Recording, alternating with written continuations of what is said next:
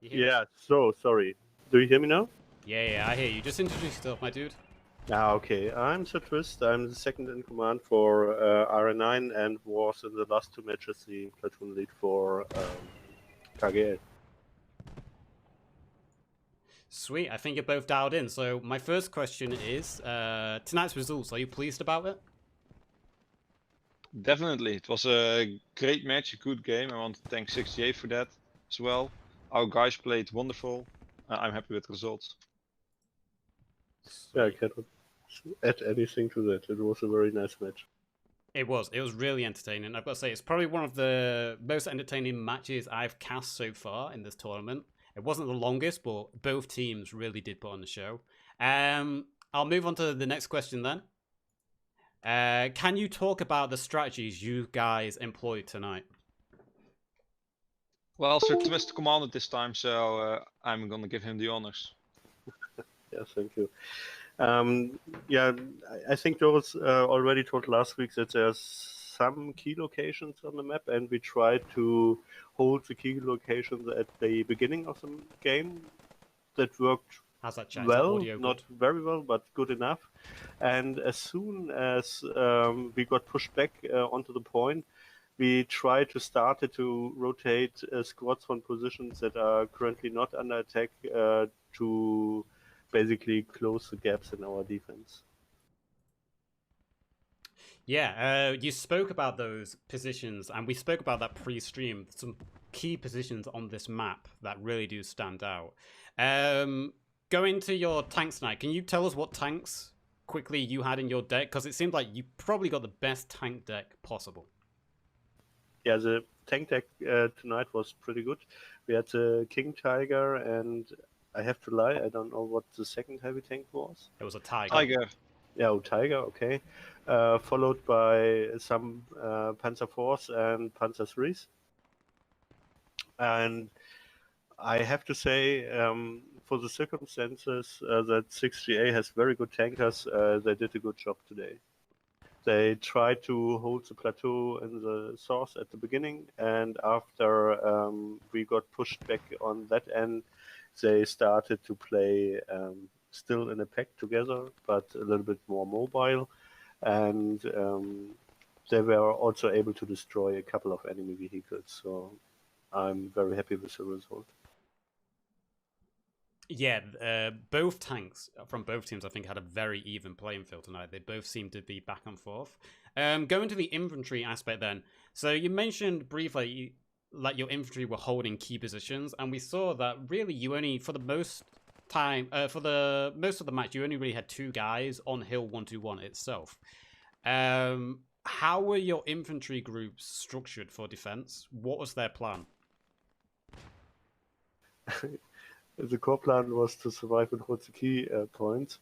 Um, yeah, the basic idea was that we have one reserve squad in the city, I agree, one yourself. squad holding the church, one more towards the barn, and one in the hotel, plus one source of the cap point. And then, according to the situation, the squads got shifted a little bit back and forth.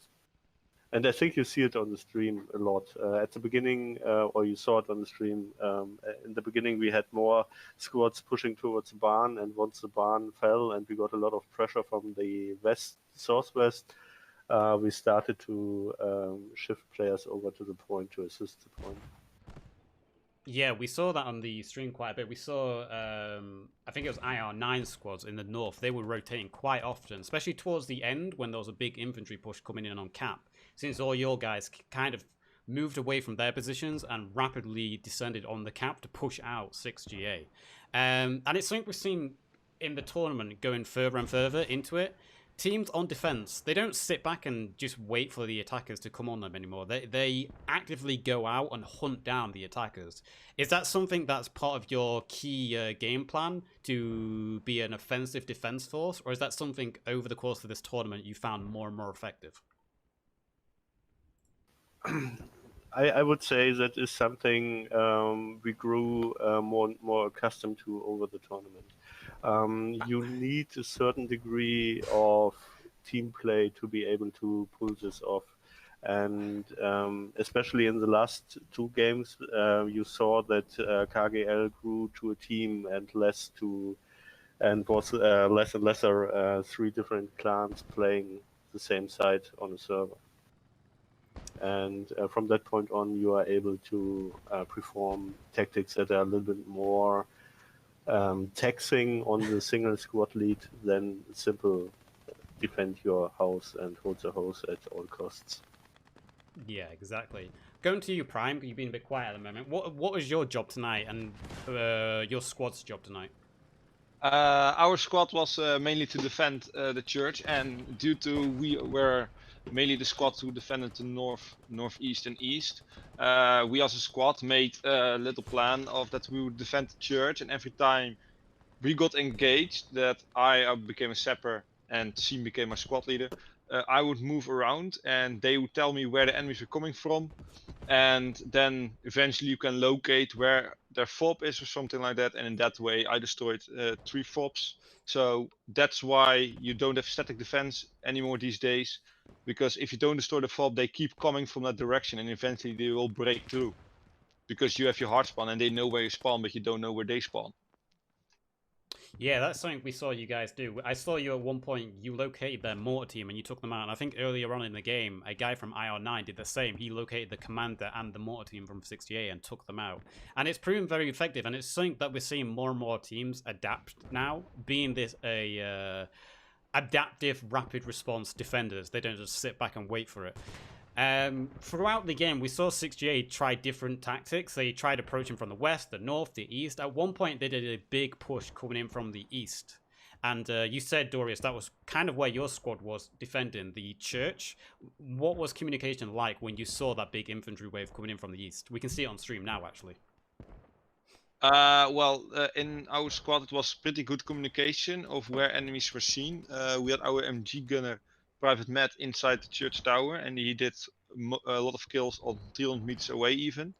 Robin is a great sniper, I think even on par with Envin from First TL.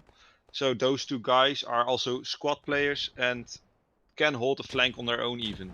So then me could walk around and destroy where all the squads are coming from, and then it was just after that rally hunting and your flank is secure at least for 5 minutes again. Fair, fair. So, sticking with your strategy, my last question based on this is there anything about your strategy tonight that you felt didn't go as planned? Everything. I mean, bot strategy really survives the first contact with the enemy. No, I have to say, most things really happened as we would have expected it. We were a little bit surprised that there were not that much pressure on the hotel. And I would say we therefore had more problems in the southwest than we would have expected, because we kept people in hotel to hold the hotel, and the squad of yellow, who did a great job tonight, were constantly undermanned to hold the flanks they are supposed to hold. Okay, moving away from your strategy then. This was the second match in the round 5 against 6GA. Is there anything you learned about 6GA from the first match against them that you put into your plan tonight to deal with? Yeah, I mean, we saw that it's probably currently the clan that uses the most out of their tanks. I mean, it was pretty clear for us after the first round that we need to get control over the tanks, and once we have control over the tanks, the infantry wouldn't be that challenging. And we saw today the big pushes into the point were always led by the tanks, not by the infantry. And so it was quite clear. Yeah, the 6GA tanks, probably the ballsiest tanks we've seen in the tournament so far, literally driving on cap several times, and it did help do their big pushes. Based on your team's performance tonight then, is there anything you're going to take away from tonight that you feel you need to improve on going into the finals? That's a hard one. I don't know if we lost Twist again, so Dorius, you want to fill it in? Well, again, of course, we're gonna keep training because we wanna win, of course, the tournament. But yeah, communication between the squad, looking at the beginning of the tournament and now, doubled, maybe even tripled. Yeah, everybody also knows because the squad leaders are 9 out of 10 times always the same, so everybody knows what the other are doing.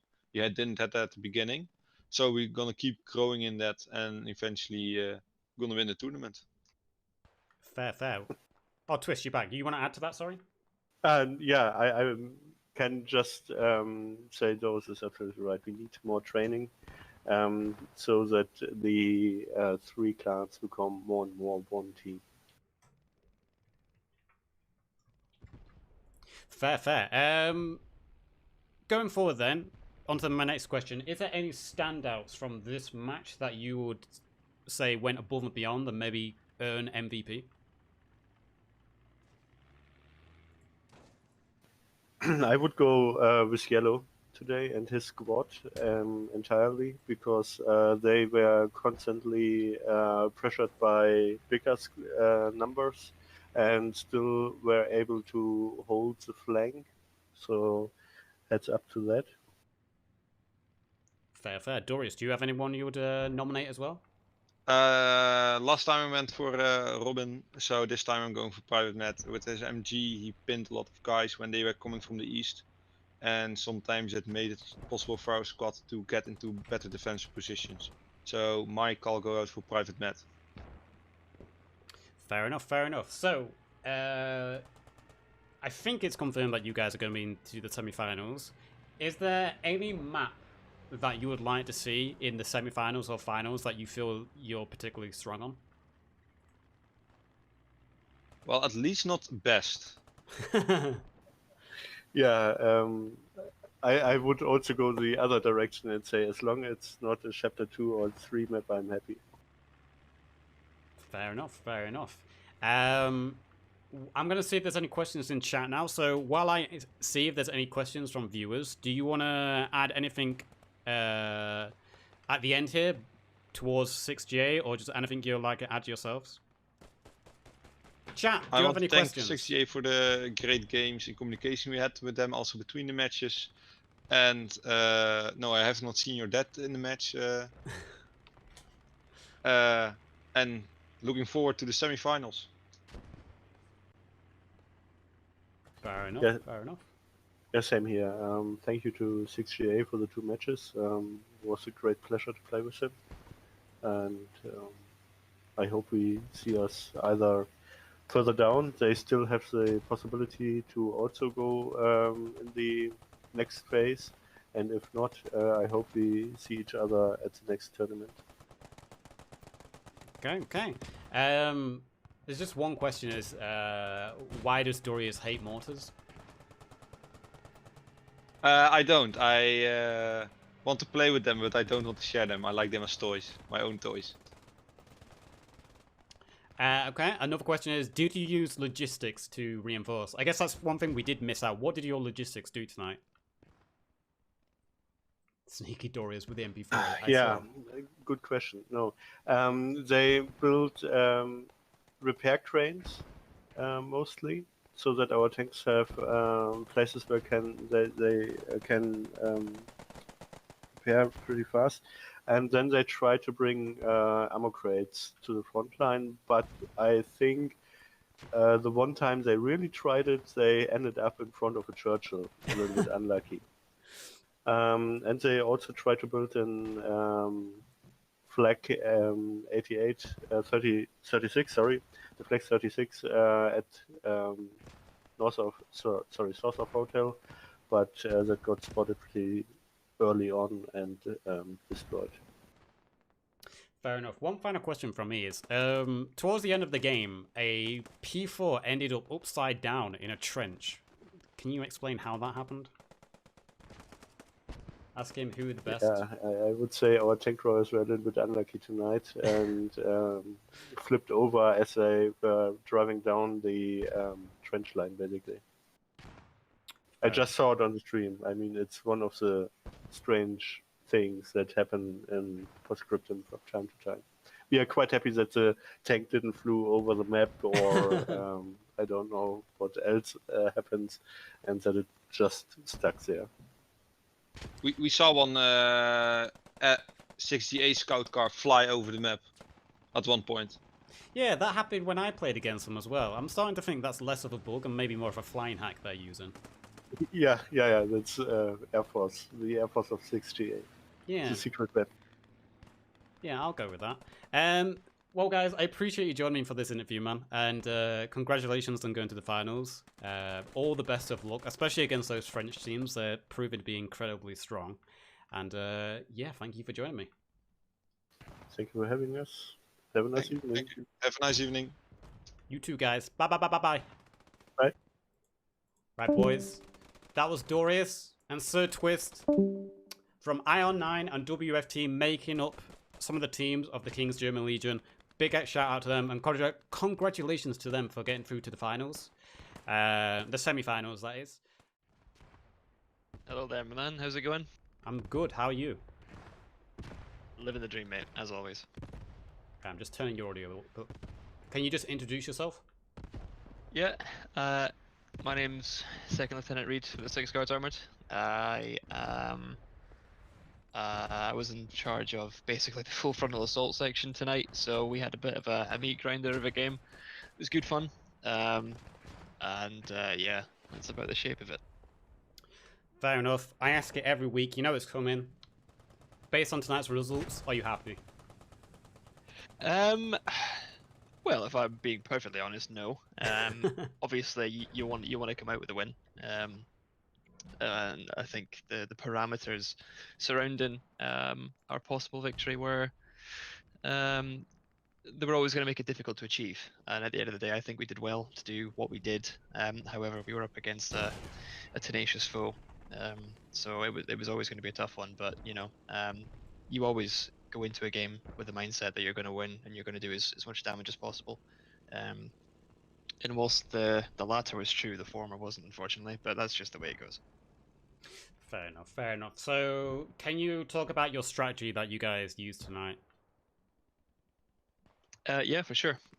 So you mentioned earlier on there's a lot of big dick energy when it came to our initial assaults and stuff, and that was the idea, to sort of spread out around the perimeter of the first cap zone as much as possible, get the mortars on point with smokes and explosives, and then when commander assets became available, those would be dropped on the point too, and we'd obviously just fly in. But we took quite a lot of heavy contact right away. I know those IR9 guys, they're really good infantryers and they like to push out well forwards of the defensive point, so it can sometimes be difficult to get yourself into a good position to assault an objective when you have players who are that way inclined. So it was always going to be a tough one, but yeah, that was the idea. And then when that initial first cap attack either worked or didn't, the idea was to have several sections spawn in behind the town and shift down from the north and sort of come in behind them and clear out the rallies and spawns. That would give us more time to let the guys attacking from our main to get into the point and cap it. We took 20 mil fire. We were spotted quite early. I think I was the first casualty of the game, possibly. I was minced by the 20 mil at the point, so that wasn't quite fun. But yeah, that was the overall strat for that. And later, obviously, I think you'd noticed as well, we had guys shifting down towards the south, getting into the hotel early, and that type of thing, trying to maintain a foothold and sort of hold that position and cut off reinforcements if we could, or at least distract the enemy from the point. It didn't work out as well as we'd hoped, but you know, I think it was a Gallagher squad 5 was down beside the hotel, and they did a good job of being a pain in the arse. But yeah, so you know, we had a good plan going into it, and obviously it's very, very rare that plans survive first contact, and well, it showed tonight. Yeah, that's a good overview of your strategy. Basically everything you said we saw throughout the stream. So your first push we saw was a big, basically a line coming in from the west, and you had it looked like squads of 4 or 5 all moving in the line towards the cap. And it looked like initially it was going really well. It was just a nice big blue wave. What do you feel halted that push? What was the reason why you guys wasn't able to get on the cap with that first wave? Yeah, we were surprised too, to be honest with you. That attack literally just melted away. The enemy got into the warehouse quite quickly up in the Thank you for following, my northwest. guy. So from that point, it was always going to be a struggle to take that back, because you've got enemies shooting on your flanks. You know, they can see quite a bit in that warehouse. So the initial part where we struggled to take that, because they had moved past the defensive point and moved out towards us, made it really difficult to make any headway. On that map, there's a lot of open ground, and not too much foliage or cover in the way of things. So if you're me, the full frontal balls to the wall assault squad, you've got almost no cover getting you towards the objective. All the cover that we would hope to use against the enemy already controlled. So we were instantly on the back foot there, which is unfortunate. But with the support of tanks and you know, sort of tenacious infantry fighting, we did manage to get there a couple of times. But every time we got there, it was just artillery and mortars that sort of rained in our parade. So it made it difficult to cap the first point. But you know, like I said before, it's a difficult map, and it was a good foe we were up against. So Yeah, IR9 with their infantry. Well, everyone in King's German Legion, they've shown that they've got incredible infantry, some of the strongest in the tournament. So after your first wave was held, you spoke about how you flanked around, and we did see some big pushes coming in from Kirk, and also Gallagher, his squad, actually managed to get into the hotel at some point. Again, similar question is, why do you think King's German Legion was able to repel those attacks on that second push?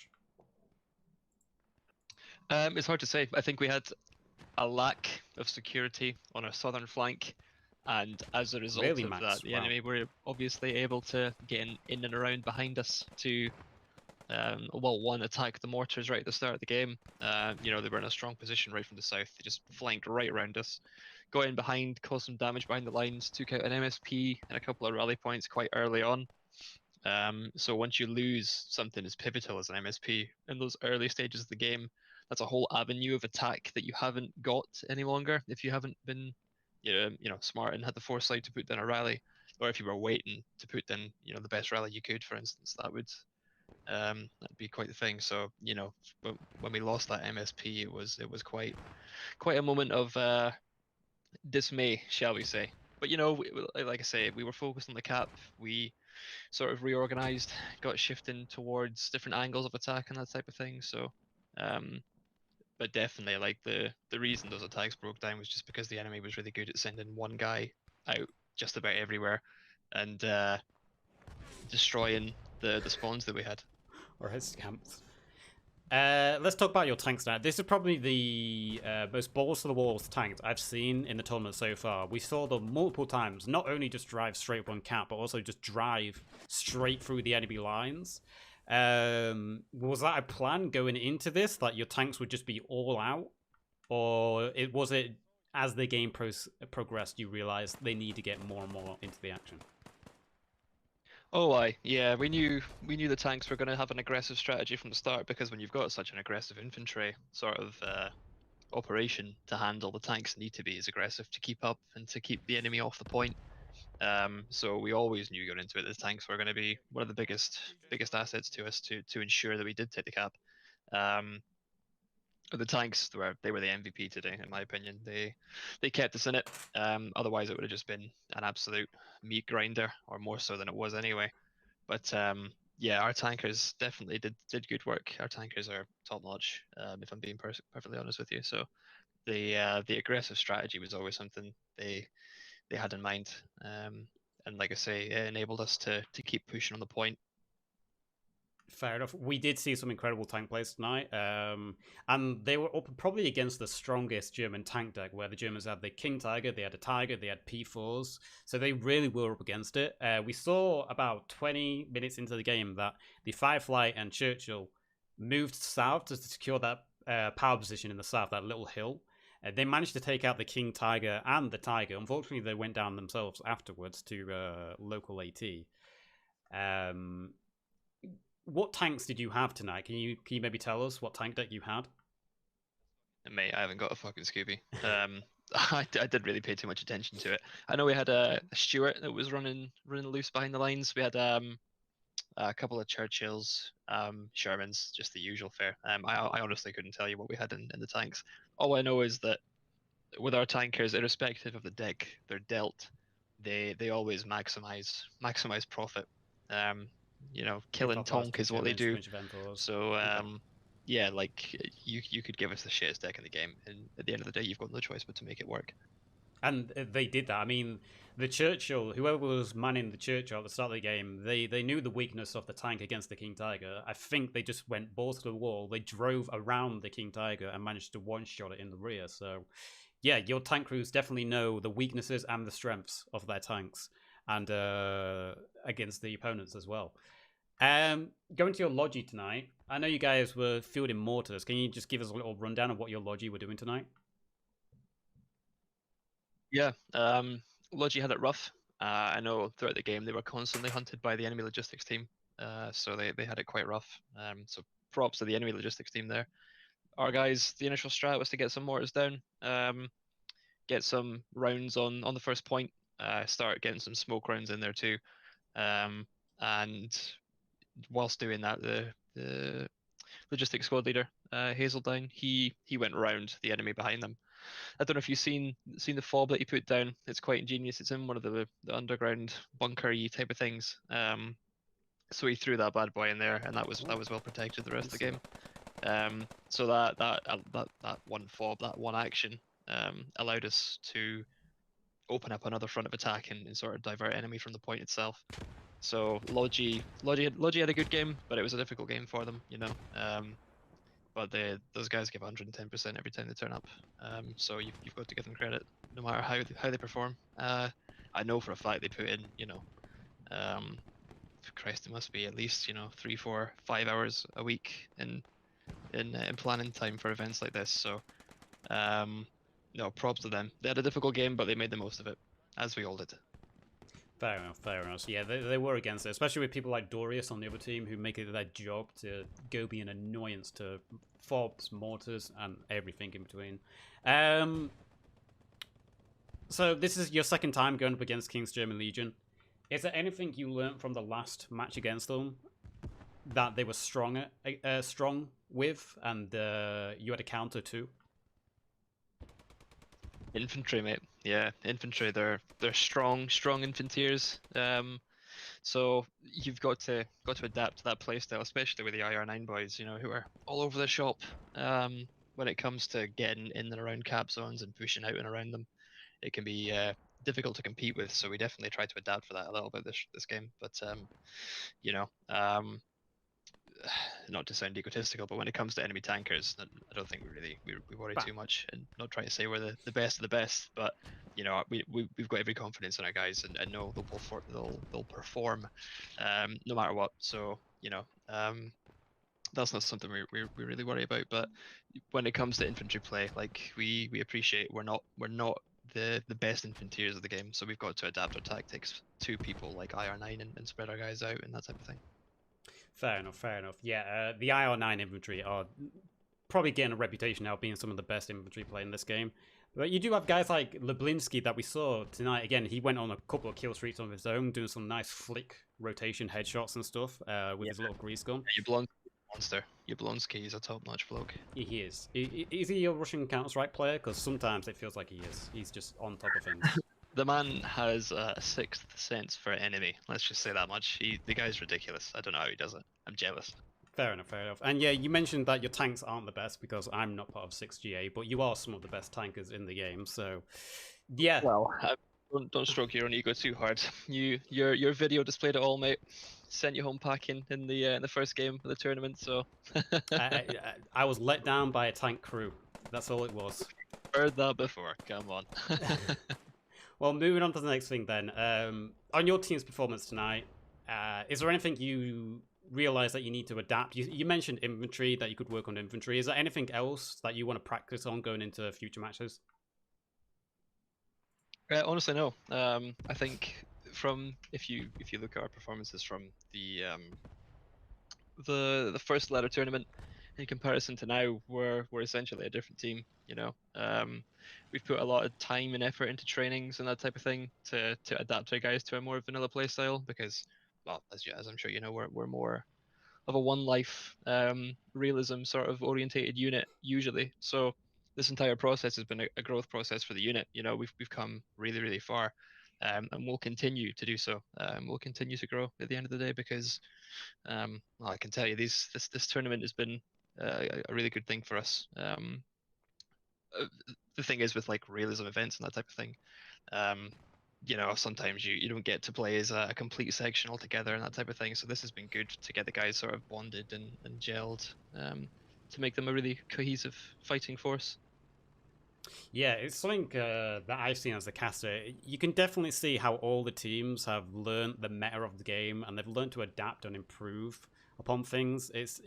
It's night and day from round one to this match here, where you can see the straight up just improvement in all aspects.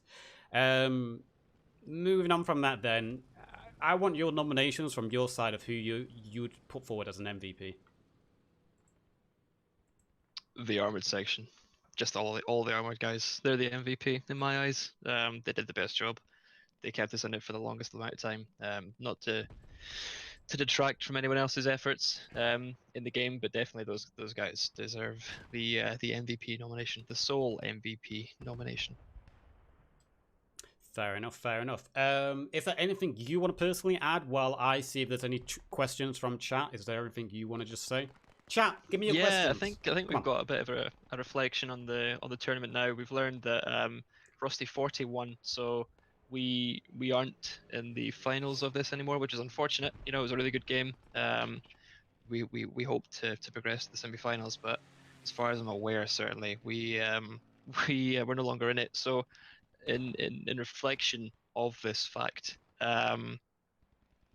you know, I think it's a bit unfair that with the scoring system being as wonky as it is, you've got a team like us who have won 80% of their games, and we're not going through the semi-finals. Do you know what I mean? I think if we take a you know, sort of a reflective look on the overall thing of the tournament, a team who wins 80% of their games, like 6 out of 8, should realistically speaking be going through. In my opinion, I'm not moaning, I'm not whinging. Don't get me wrong.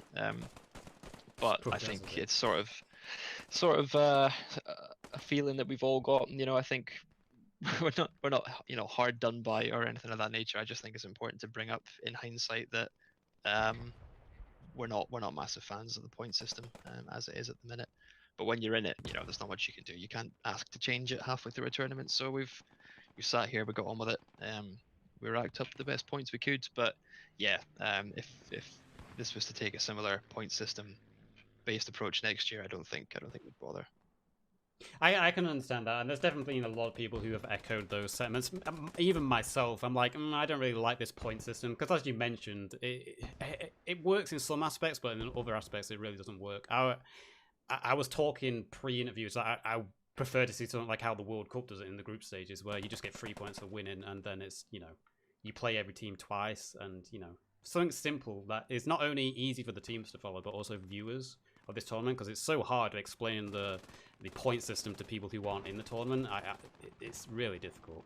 It is. It's shite, if you ask me. Yeah. I'll just say it's shite. Yeah, it really is. I've got a couple of questions then. One is from Sir Twist, who was the platoon leader of King's German Legion. He said, did you guys have 4-player squads tonight? And if so, how did you like them? Yeah, we did. We've used them before. It's not our first time using them. I'm trying to think. I mean, yeah, we've used them before to great effect. I think on certain maps they can be more useful than others. And I think the overall idea of having 4-man sections instead of 5 or more with this particular game is that it would allow us to be theoretically in more places at once. You know, we could spread out a little bit more. We'd have a bit more maneuverability to move in and around and attack the cap zones. So yeah, we do like using 4-man teams. We like using 5-man teams. We like using 9-man teams. It doesn't really bother us how we do it. Fair enough. Scamps asks as well, what were the key points for you guys when you was attacking tonight? key points that we needed to take. So it was the first cap and the double cap after to secure a route through the semi-finals, if I'm not mistaken. Either that, or we would have to win on tickets. So unfortunately, that was well, that didn't happen. But yeah, those were the key points that we needed to take. I think he's more asking key points like on the map. Is there anything positions like a building or a certain area that you needed to hold? Oh right, yeah, the warehouse northwest of Hill 121, where the enemies took it. I think someone had mentioned earlier on they were there in like 10 seconds at the start of the game or something. So that warehouse needed to be taken pronto, and they took it. They took it obviously earlier on, and we had to clear them out, and they were a thorn in there for a while. We had a real hard time at taking those guys out. So that position was quite pivotal. The hotel as well. Try and get an early cap or a foothold on the hotel if we had taken the first cap was also pivotal. And like I said, we had squads trying to approach Kirk and that type of thing to pre-cap it and nullify enemies moving in from that location. So those were all key points to take. But in terms of strategic spots, there's many I could name. Armor specifically, those boys spend a long time planning and looking out for dirty spots as they were to schwack the enemy armor. But yeah, on a map like this, there's quite a few locations you can utilize. Fair enough. I think that was my last question from chat. So unless you've got anything to add. I'd just like to thank everyone that we've played against. We've had some really good opponents, really good matches. Like I say, dismayed that we're not going through the semi-finals, but gracious in our defeat. Thank you for casting several of our games as well. You've definitely made an improvement with your casting style, man, so keep it up. And I know you've got some ardent viewers from the Six Guards Armored who are going to be making you dab for many more post-scriptum stream nights to come. I appreciate that. I appreciate it. But yeah, thank you, Reed, for joining. And, hopefully next year we'll see you go further in the thingies if you do join. And I appreciate you joining me, man. And good game on all your games you played. It's been really entertaining. Thanks a lot, pal. All the best. Take it easy. You too. See you later, man. Yeah. That was Reed from 6GA. GG to everyone in 6GA. I'm not kidding when I said some of your games have been the most entertaining to watch, especially tonight. I'm going to say tonight is probably the most entertaining of all the matches we've seen. It wasn't the longest. We didn't see any cap. I'm going to explain the MVP vote then.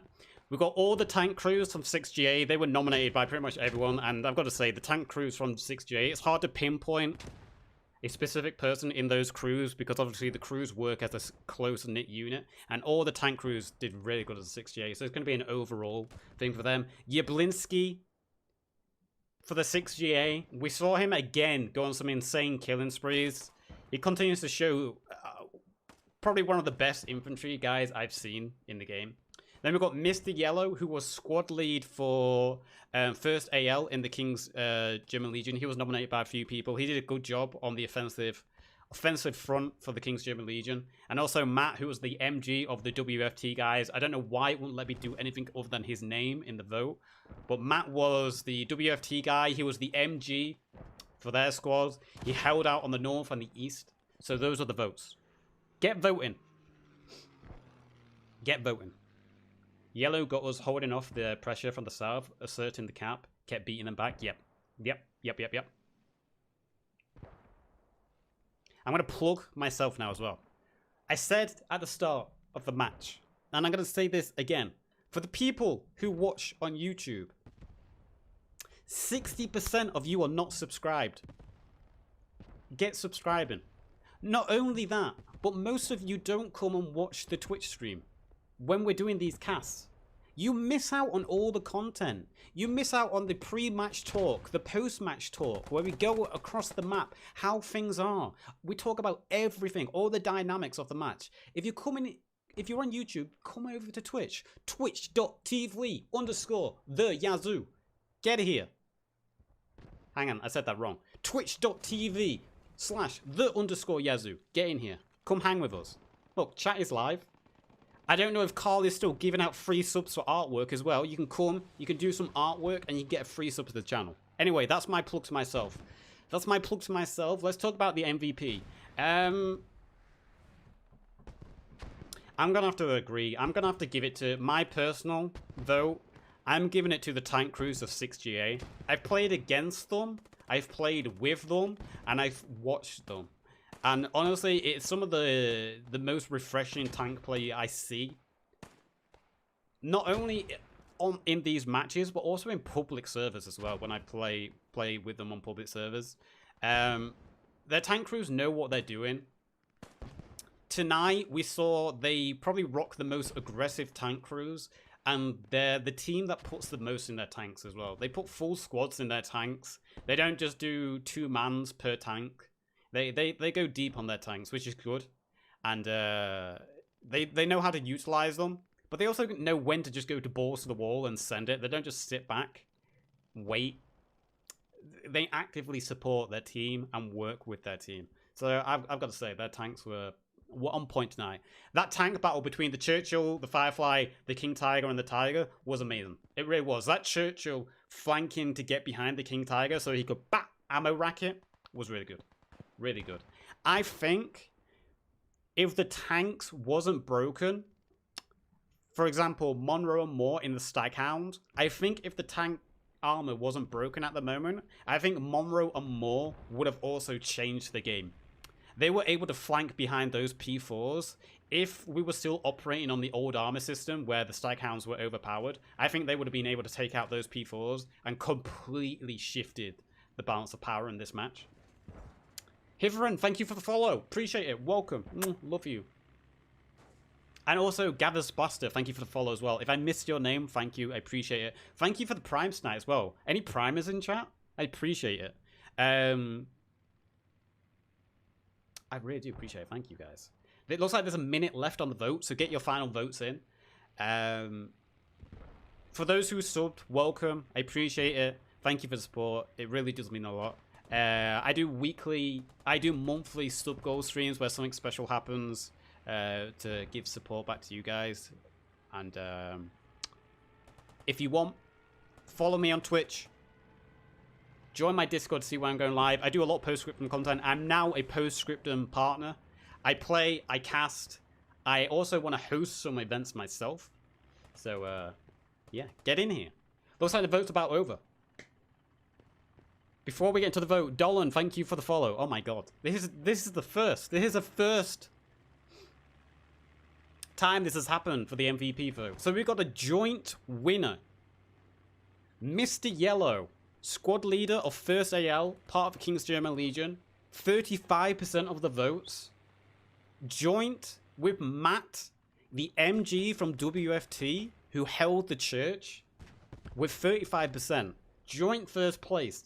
Not only that, narrowly missing on a joint first place, the tank crews with 29% of 6GA. From 6GA, sorry. The tank crews with 29% from 6GA in 3rd place with 29%. And then Jablinski not getting any love. Jablinski on screen right now. Jablinski with 0 votes. Come on, man. Jablinski, I love you, man. I love you. But congratulations to Mr. Yellow and Matt. Join MVP, 1st place. And 6GA, 2nd place. Narrowly missing a joint 1st spot as well. Congratulations. Congratulations to everyone.